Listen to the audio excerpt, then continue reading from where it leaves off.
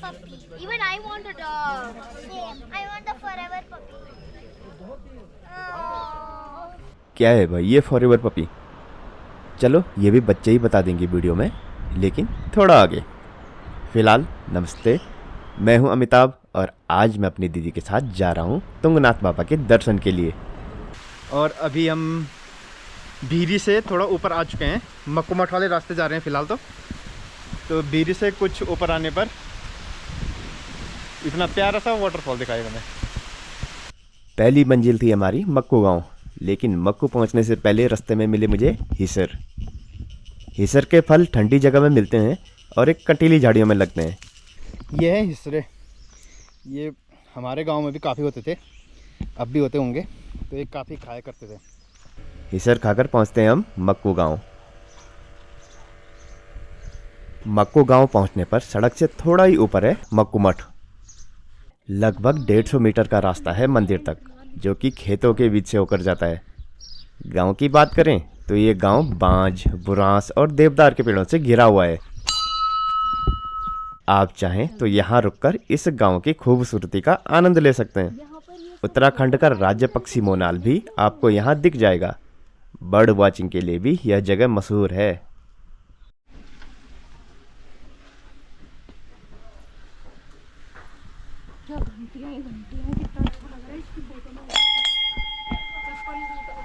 मक्कू गांव को ऋषि मार्कंडेय की तपोभूमि कहा जाता है और उन्हीं के स्थान पर यह मंदिर बना है, जो कि भगवान शिव को समर्पित है। इस मंदिर का नाम मर्कटेश्वर भी है, तो हो सकता है कि यह मंदिर भगवान शिव के 11वें रुद्रावतार हनुमान जी का हो, जो कि एक मरकट यानी वानर थे, या फिर ऋषि मार्कंडेय के नाम पर मार्कंडेश्वर रहा होगा, जो कि समय के साथ मरकटेश्वर हो गया। मंदिर में हमें कोई मिला नहीं और पुजारी जी भी नहीं थे, तो हम किसी को पूछ भी नहीं पाए। मंदिर के ठीक सामने 2 जलधाराएं हैं, जिनका जल मंदिर में चढ़ाया जाता है और गांव के लोग पीने के लिए भी इसका प्रयोग करते हैं। और सबसे मुख्य बात, मक्कू मठ है बाबा तुंगनाथ की शीतकालीन गद्दी। यानी जब केदारनाथ की तरह तुंगनाथ के कपाट भी बंद होते हैं तो बाबा की डोली मक्कू गांव आ जाती है और 6 महीने मक्कू मठ में ही बाबा की पूजा अर्चना होती है। मंदिर के दरवाजे बंद थे, लेकिन किसी ने कहा कि खुद ही दरवाजा खोलकर अंदर जा सकते हैं। अंदर गर्भगृह के द्वार भी बंद थे और वहां तो ताला भी लगा हुआ था, तो दरवाजे के एक छोटे से छेद से ही अंदर के दर्शन किए।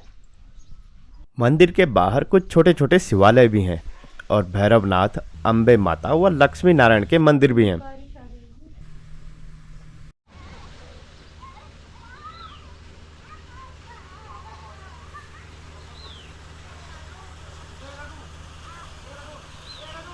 मक्कू मठ से निकलने के बाद अब बारी थी चोपता पहुंचने की, जहां दिन में आते समय बहुत तेज गर्मी और धूप थी, वहीं मक्कू पहुंचते पहुंचते मौसम खराब हो गया था। इस तरह मौसम आमतौर पर दिन के बाद खराब हो ही जाता है। मक्कू गांव से थोड़ा ऊपर आता है पलदौड़ी गांव और वहां से शुरू होता है जंगल का रास्ता। और यकीन मानिए ये रास्ता बहुत ही ज़्यादा सुंदर है। इस रोड पर गाड़ी चलाने का अलग ही मज़ा है। आप भी देखिए ये रास्ता।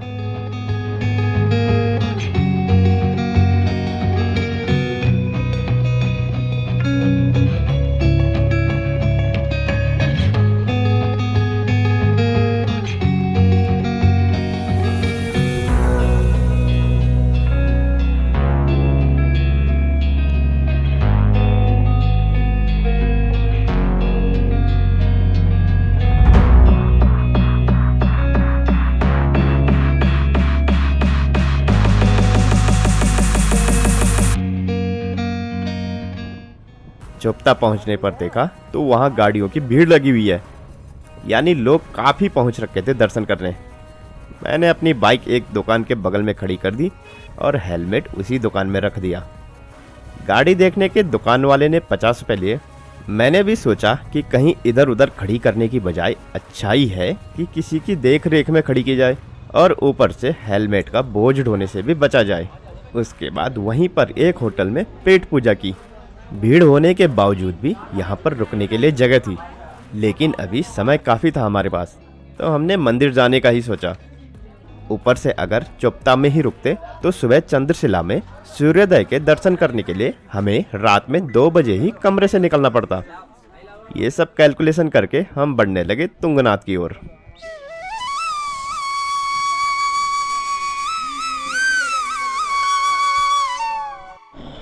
मंदिर तक का रास्ता बस 4 ही किलोमीटर है, लेकिन बीच में थोड़ी चढ़ाई के कारण और ऊंचाई पर होने के कारण यहाँ थकान ज़्यादा लग सकती है।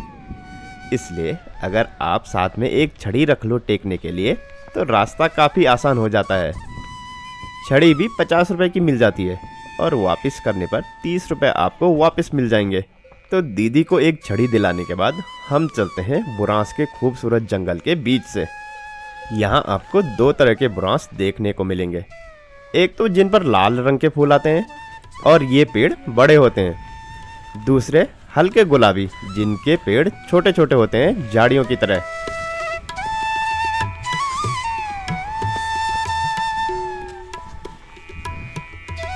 लगभग 1-1.5 किलोमीटर चलने के बाद आता है प्यारा सा बुग्याल और यहाँ से रास्ता जंगल के बाहर निकल जाता है। आज तो मौसम साफ नहीं था, वरना इस बुग्याल से भी हिमालय की अच्छी खासी रेंज दिखती है और सामने चौखंबा पर्वत के दर्शन होते हैं। जब मैं पहली बार 2016 में तुंगनाथ आया था तो मैंने यहीं से पहली बार चौखंबा पर्वत देखा था और वो एहसास मैं कभी भूल नहीं सकता। शायद वही शुरुआत थी मेरे घूमने या ट्रैकिंग से प्यार की।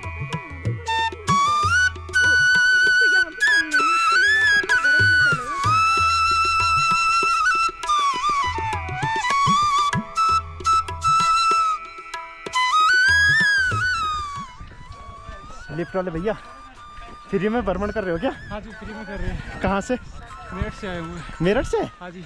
और मतलब फ्री में कैसे, पूरा फ्री में या सिर्फ सब कुछ फ्री में है, रहना खाना सब कुछ हो जाता है। कैसे हो रहा मैनेज? अभी सोनप्रयाग रुके थे, भंडारे में आए हैं। हाँ, और फ्री खाना था, फ्री रहना था। अच्छा और हमारे पास खुद का कैंपिंग टेंट है। अच्छा, अपना घर लेके अपने साथ चलते हैं। बढ़िया है।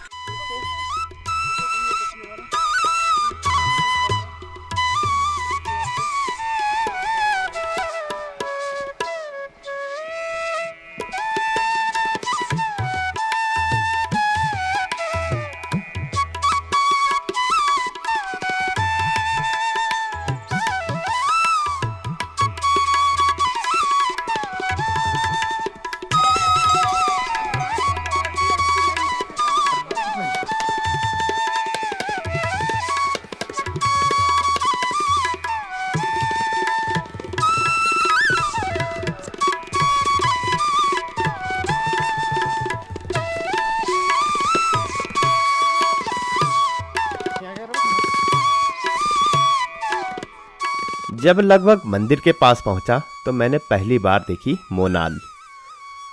अगर आप नहीं जानते तो बता देता हूं कि मोनाल उत्तराखंड का राज्य पक्षी है और यह बहुत ही सुंदर होता है।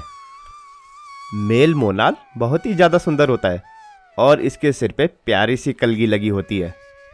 अंग्रेजों के राज में अंग्रेज महिलाएं इस कलगी को अपनी हैट में लगाना बहुत पसंद करती थी, तो इनाम और प्रशंसा के लालच में शिकारी इसका खूब शिकार किया करते थे। बाद में भी इसका शिकार लगातार होता रहा।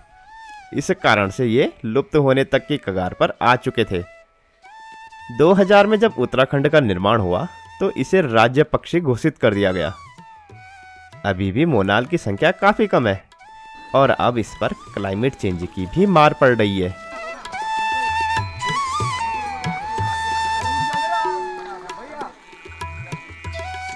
तुंगनाथ पहुंचकर सबसे पहले हमने अपने लिए कमरे का इंतजाम किया। पहुंच चुका हूं मैं तुंगनाथ मंदिर के पास और हमने ले लिया कमरा। अब ये है हमारा छोटा सा कमरा, ये है हमारा कमरा और ये फिलहाल यहाँ 4 बेड है और चारों पर ही हमारा कब्जा होगा। 500 रुपये एक आदमी का, बुरा नहीं है। ऊपर कमरा मिल गया, बढ़िया है। सुबह सुबह नहीं आना पड़ेगा। अब सुबह हम जा सकते हैं सूर्योदय देखने चंद्रशिला। और यहाँ पर होगा हमारा खाने पीने का इंतजाम। चटपटी चाय मसाले वाली पी के हम बाबा के दर पे जा रहे हैं अभी। आरती वगैरह शुरू होगी कितने बजे? ऐसे 7 साढ़े 7 बजे होगी। अच्छा तो मैं सोच रहा हूँ आरती देख के चलते हैं नीचे, जब आई रखे तो, है कि नहीं? हाँ देख लेते हैं।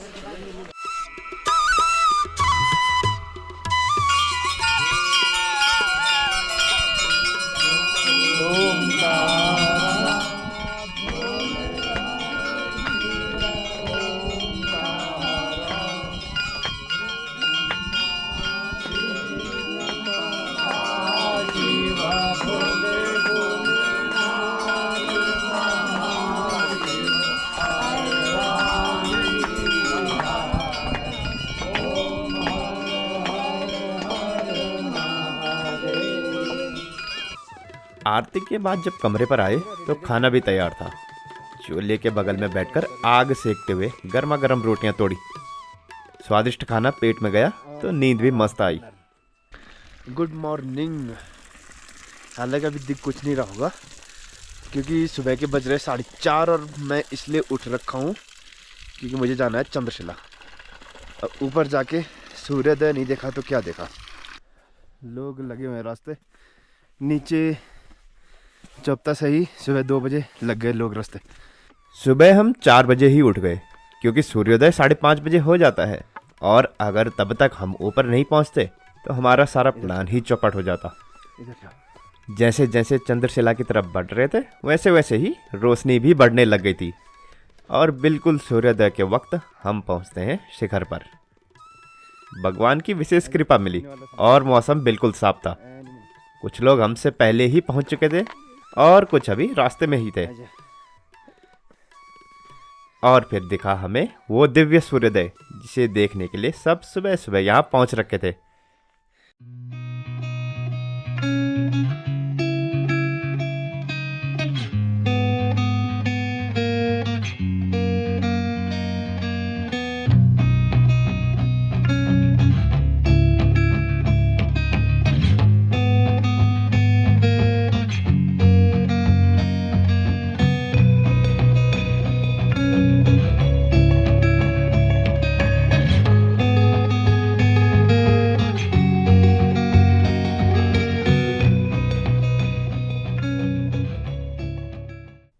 सूर्योदय देखने काफी लोग पहुंचे हुए थे और 2-3 लोग तो शिखर में ही अपना तंबू गाड़े हुए थे।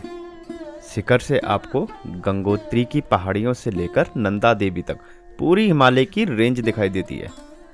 सूर्योदय के समय तो सारी पहाड़ियां ऐसे दिखती हैं जैसे किसी ने इनको सोने से ढक रखा हो। शिखर से थोड़ा सा आगे नीचे जाने पर है वो पत्थर जिसे चंद्रशिला कहते हैं। कहा जाता है कि प्रजापति दक्ष की 27 बेटियों से चंद्रदेव का विवाह हुआ था, लेकिन चंद्रदेव उनमें से रोहिणी को सबसे अधिक प्रेम करते थे और बाकी पत्नियों की उपेक्षा करते थे। इससे नाराज होकर बाकी बहनों ने अपने पिता यानी प्रजापति दक्ष से शिकायत कर दी। दक्ष को चंद्रदेव के इस व्यवहार पर बहुत क्रोध आया और उन्होंने चंद्रदेव को श्राप दे दिया। इससे चंद्रदेव क्षय रोग से पीड़ित हो गए और धीरे धीरे अपने अंत की तरफ बढ़ने लगे। फिर नारद जी के परामर्श पर उन्होंने भगवान शिव की तपस्या की, जिससे भगवान ने श्राप के प्रभाव को कम कर चंद्रदेव को नया जीवन दिया। उसी श्राप के कारण चंद्रदेव पूर्णिमा से लेकर अमावस तक अपना रूप बदलते हैं। यह वही स्थान है जहां पर चंद्रदेव ने तपस्या की थी और इसीलिए इस स्थान का नाम चंद्रशिला पड़ा।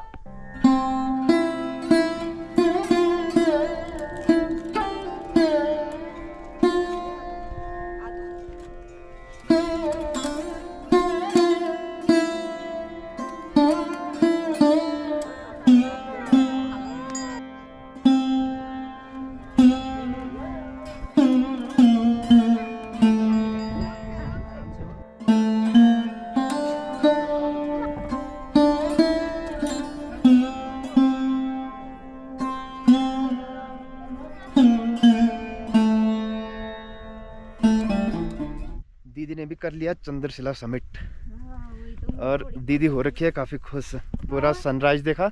और अभी तक क्या टाइम हो रहा दीदी? रुको टाइम देखता हूँ मैं। टाइम हो रहा आपका 7:30 बज गए, ठीक है।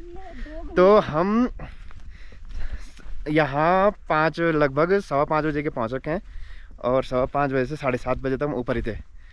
और दृश्य भाई साहब, सीनरी, क्या प्यारा सीन था। दीदी तो खुश हो गई देख के। मुझे इसकी उम्मीद ही नहीं थी कि मैं कभी यहाँ आ पाऊंगी, और मुझे इतनी बड़ी खुशी है कि शायद इतना ज़्यादा खुश मैं आज तक किसी भी चीज़ से नहीं हुई होंगी। कैसा था ऊपर समिट? बहुत ही सुंदर, शायद इतना सुंदर कहीं कुछ हो ही नहीं सकता है। सनराइज बहुत मस्त ही था। ज़्यादा, बहुत ही अच्छा। बीच में हमें एक घोरल भी दिखता है। घोरल हिमालय के सबसे अच्छे माउंटेनियर होते हैं। बिल्कुल खड़ी चट्टानों पर भी ऐसे भागते हैं जैसे कि किसी रोड पर भाग रहे हों। वहाँ ऐसी चीजें पहुँच जाएंगी। ये देखो, यहाँ से नीचे उतरो, देखो ये क्या खतरनाक। वो देखो कहाँ भाग रहा है, उधर देखो नीचे, ओले। वो देखो क्या भाग रहा है इतनी तेज। उतरने के बाद हम पहले कमरे पर जाते हैं, फ्रेश होकर फिर मंदिर जाते हैं। रहने और खाने पीने का इंतजाम यहाँ रहता ही है। ऊपर ज़्यादा लोग नहीं रुकते, इसलिए यहाँ कमरे आसानी से मिल जाते हैं। अगर आपको भी सुबह 2 बजे उठकर चोपता से चंद्रशिला नहीं चढ़ना, तो पहली शाम को ही तुंगनाथ चढ़ जाइए और सुबह 4 बजे उठकर आराम से शिखर पर जाइए।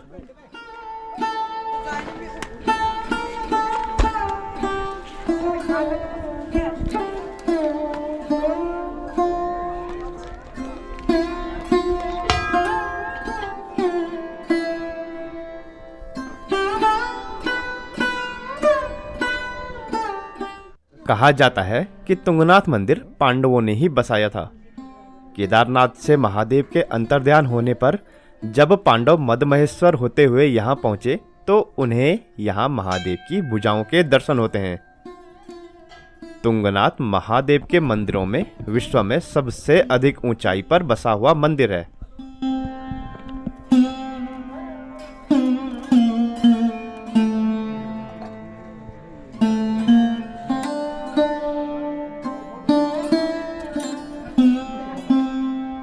जिस कुंड में बाबा तुंगनाथ पर चढ़ाया गया जल गिरता है उसे उदक कुंड कहते हैं। बाबा तुंगनाथ के अलावा यहाँ और भी कुछ छोटे छोटे मंदिर हैं जो कि ज़्यादातर शिवालय ही हैं। 5 छोटे मंदिर पांडवों को समर्पित हैं और एक मंदिर महानंदा यानी माता पार्वती का है।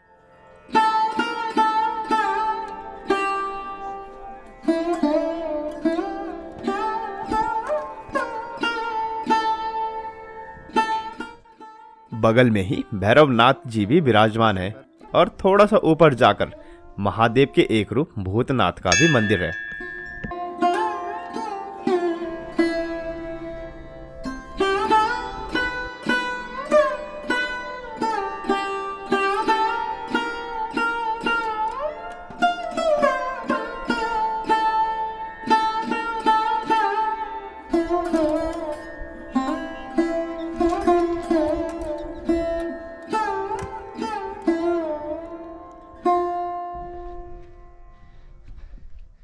दीदी हाथ करो आगे, हाथ करो आगे, आपके लिए चीज ला रखा है। क्या मजेदार। थोड़ी तूने अच्छा कहीं पे जमा हुआ था उखाड़ के लाए। ये बर्फ।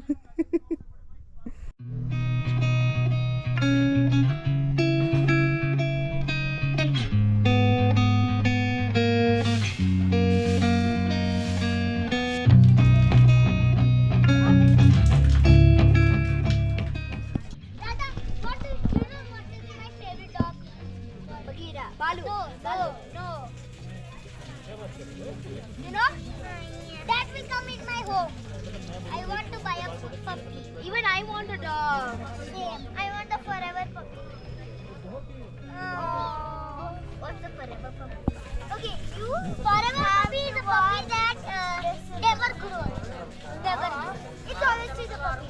And the cutest thing ever. Oh my God!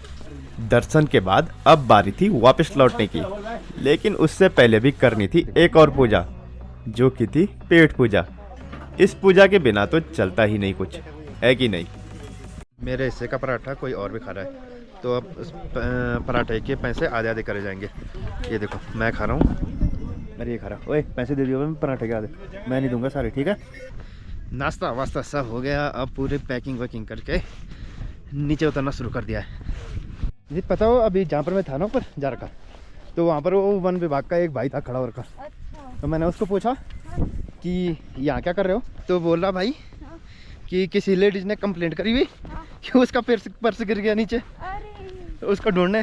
तो एक नीचे जा रखा था वो खाई में। अरे भगवान। हाँ, अब इनकी क्या क्लास लगती है। कैसे गिरा पता आपको? हाँ? वहाँ जा रखी रही के ऊपर, हाँ? और बंदर आया, बंदर ने छीन दिया। अबे, हाँ? उसने बंदर को पत्थर मारा, हाँ? बंदर ने उसका पर्स नीचे फेंक दिया। ओले, अब उस पर्स में बोले कि गाड़ी की चाबी वगैरह अरे सब कुछ छी। थी। ऐसा है कि बरसाने में तो फ्रूटी देकर बंदर चीजें वापस कर देता है। यहाँ नहीं है कोई फ्रूटी, यहाँ सीधे खाई में जाती चीजें, इसलिए बंदरों से दूर रहे। बंदर तो ज़्यादा थे भी नहीं वहाँ, कल 3-4 ही दिखे थे हमें, और उनमें से भी एक ने अपना हाथ साफ कर ही लिया। बंदर कहीं के भी हों, शरारती बराबर ही होते हैं, इसलिए अगर कहीं बंदर दिखे तो अपना सामान जरा बचा के चलिए।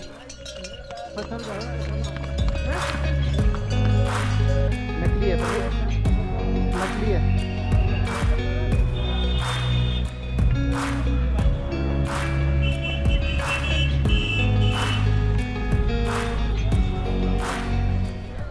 चोपता में हम रुके नहीं, क्योंकि नाश्ता तो मंदिर से ही करके आ गए थे। बस गाड़ी निकाली और चल पड़े। वापसी में हम उखीमठ के रास्ते आए। इसी के साथ बाबा तुंगनाथ की ये यात्रा भी समाप्त हुई।